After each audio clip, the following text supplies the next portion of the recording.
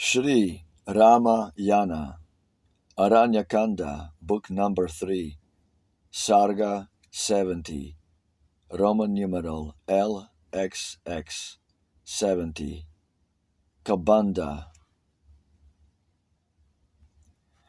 When every rite was duly paid, the princely brothers onward strayed, and eager in the lady's quest, they turned their footsteps to the west. Through lonely woods that round them lay, Ikshvaku's children made their way.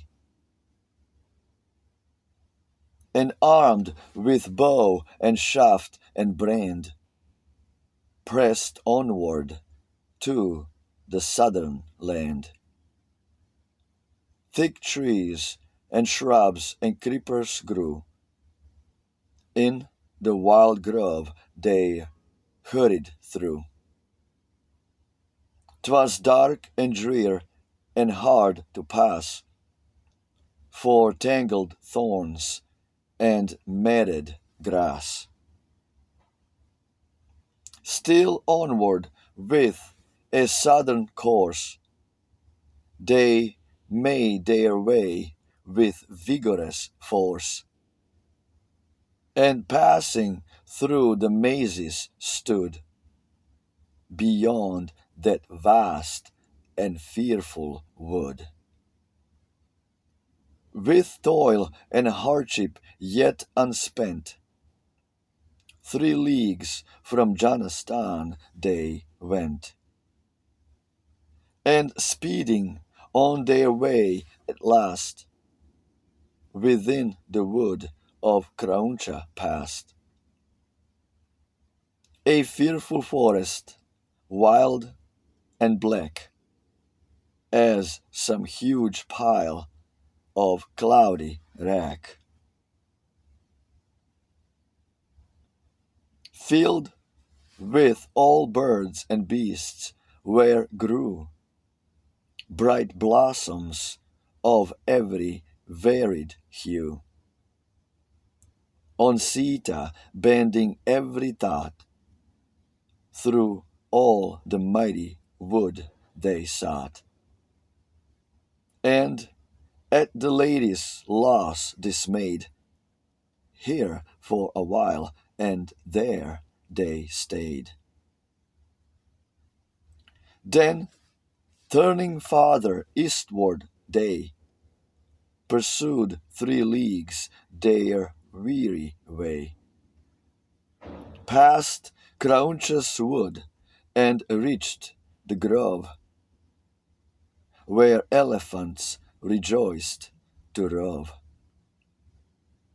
The chiefs that awful wood surveyed, where deer and wild birds filled each glade, where scarce a step the foot could take, for tangled shrub and tree and brake. There, in a mountain's woody side, a cave the royal brothers spied, with dread abysses deep as hell, where darkness never ceased to dwell. When, pressing on, the lords of men stood near the entrance of the den, they saw within the dark recess a huge misshapen giantess, a thing the timid heart that shook, with fearful shape and savage look. Terrific fiend, her voice was fierce, long were her teeth to rend and pierce. The monster gorged her horrid feast of flesh of many a savage beast. while her long locks at random flung, dishevelled o'er her shoulders hung. Their eyes the royal brothers raised, and on the fearful monster gazed. Forth from her den she came and glanced at Lakshman as he first advanced. Her eager arms to hold him spread, and "Come and be my love," she said. Then, as she held him to her breast, the prince in words like these addressed: "Behold thy treasure fond and fair, Ayamukhi, the name I bear.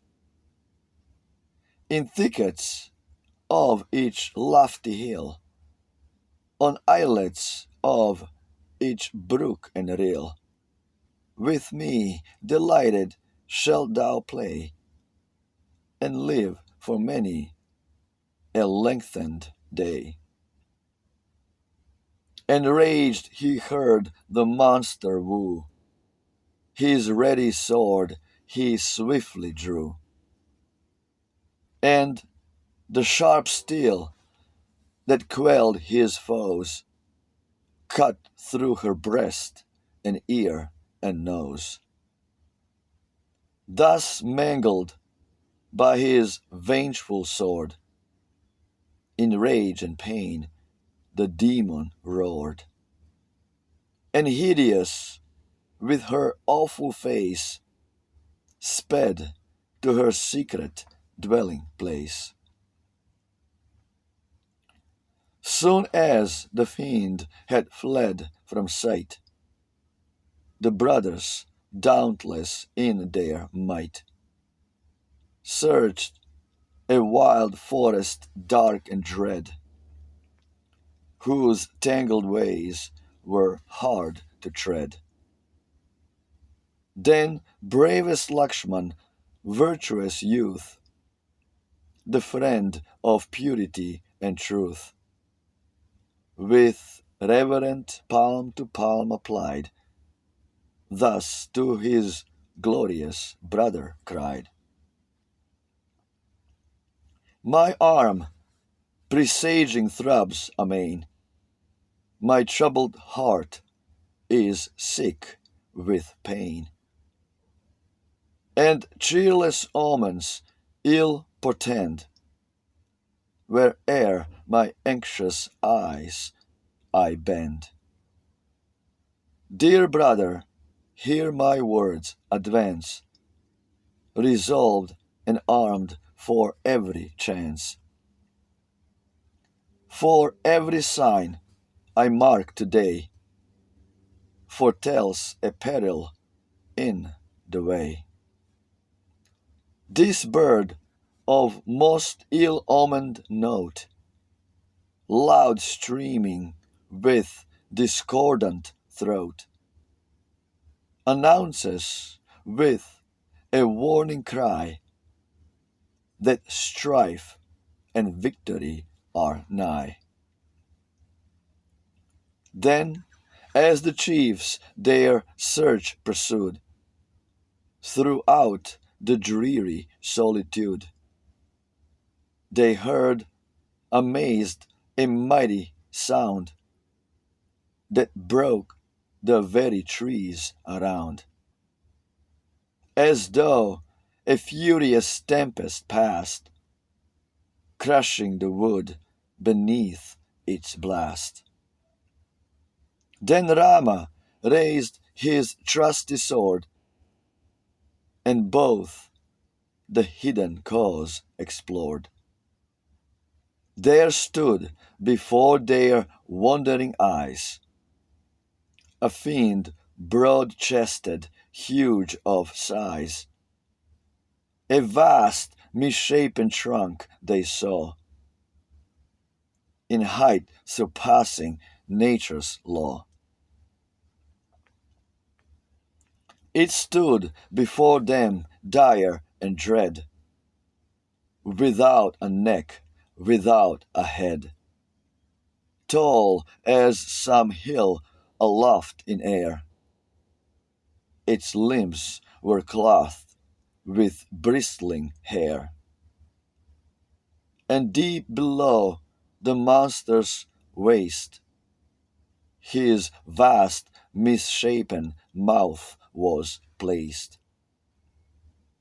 His form was huge, his voice was loud, as some dark-tinted thunder cloud. Forth from his ample chest there came a brilliance as of gushing flame. Beneath long lashes dark and keen, the monster's single eye was seen. Deep in his chest, long, fiercely bright, it glittered with terrific light. He swallowed down his savage fare of lion, bird, and slaughtered bear, and with huge teeth exposed to view, o'er his great lips his tongue he drew. His arms, unshapely, vast and dread, a league in length he raised and spread.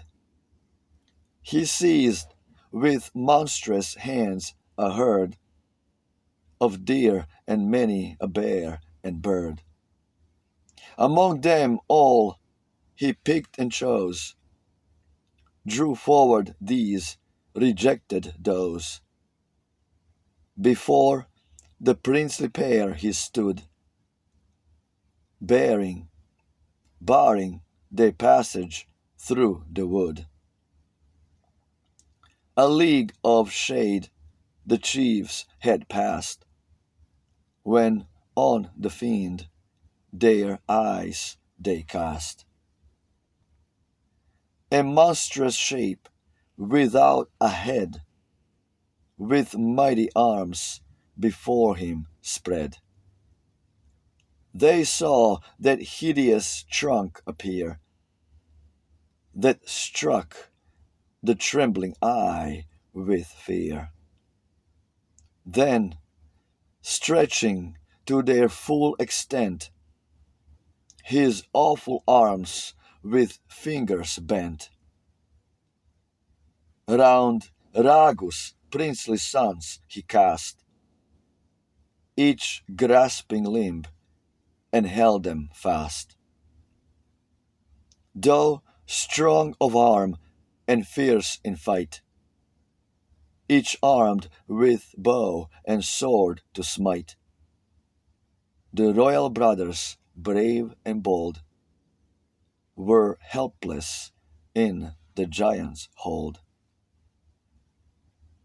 Then Ragu's son, heroic still, felt not a pang his bosom thrill. But young, with no protection near, his brother's heart was sad with fear. And thus, with trembling tongue, he said to Rama, sore disquieted, ah me, my days are told. Oh, see me in the giant's hold. Fly, son of Raghu, swiftly flee, and thy dear self from danger free. Me to the fiend an offering give.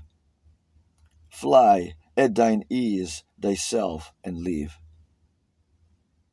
Thou, great Kakutsta's son, I ween, wilt find ere long thy mighty queen. And when thou holdest throne again, thine old hereditary reign, with servants prompt to do thy will, or think upon thy brother still. As thus the trembling Lakshman cried, the dauntless Rama thus replied, Brother, from causeless dread forbear. A chief like thee should scorn despair. He spoke to soothe his wild alarm. Then fierce Kabandha, long of arm, among the Danavas first and best, the sons of Raghu thus addressed. What men are you whose shoulders show, broad as a bull's, with sword and bow? Who roam this dark and horrid place, brought by your fate before my face? Declare by what occasion led these solitary wilds you tread, with swords and bows and shafts to pierce, like bulls whose horns are strong and fierce. Why have you sought this forest land, where wild with hunger's pangs I stand? Now, as your steps my path have crossed, esteem your lives already lost. The royal brothers heard with dread the words which fierce Kabandha said. And Rama to his brother cried, whose cheek by blenching fear was dried. Alas, we fall, O valiant chief, from sorrow into dire grief. Still mourning her I hold so dear, we see our own destruction near. Mark, brother, mark what power has time, or all that live in every chime. Now, Lord of men, thyself and me, involved in fatal danger see. 'Tis not, be sure, the might of fate that crushes all with deadly weight.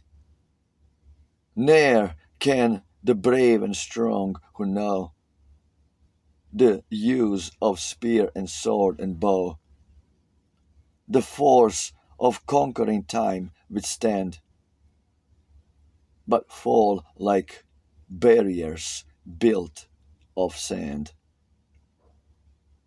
Thus, in calm strength which naught could shake, the son of Dasharatha spake.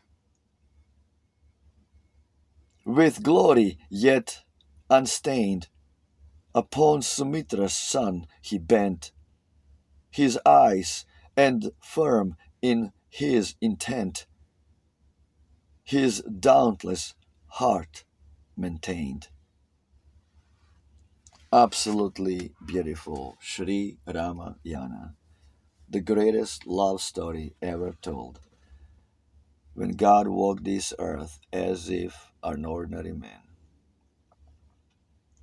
Jai Shri Ram, Hail Ram, Roma Victa, victory to Rama, larger than life, Rome and Christ, Rama and Krishna.